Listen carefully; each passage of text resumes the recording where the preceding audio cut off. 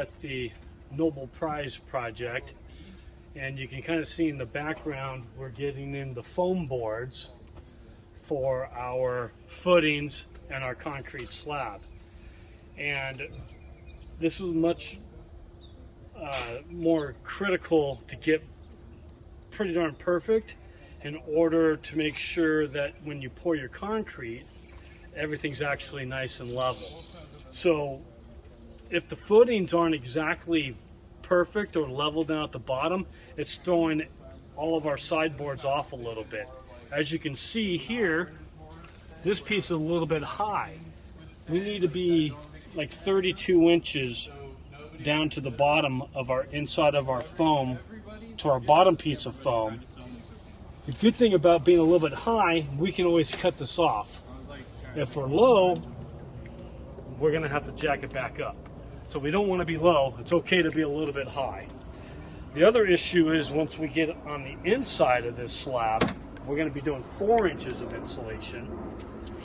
And then these sides down here, the inside part of the footing, need to come up and match the bottom of our 4-inch slab insulation.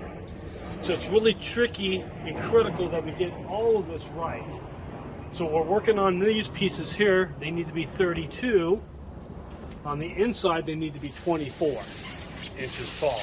And that will make it nice and close enough to where we can get a nice level slab out of this whole deal. You want me to get it out?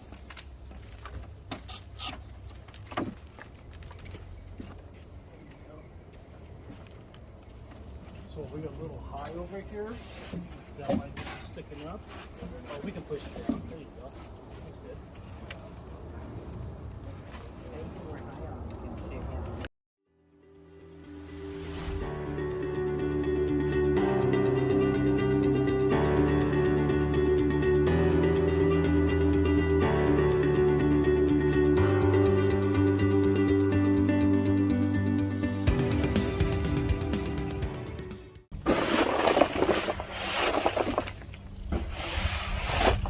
Another thing we have to do, we have to make sure there's no dirt in our foam before we pour the concrete, because after this foam goes in, we've still got our vapor barrier that's wrapping up in here.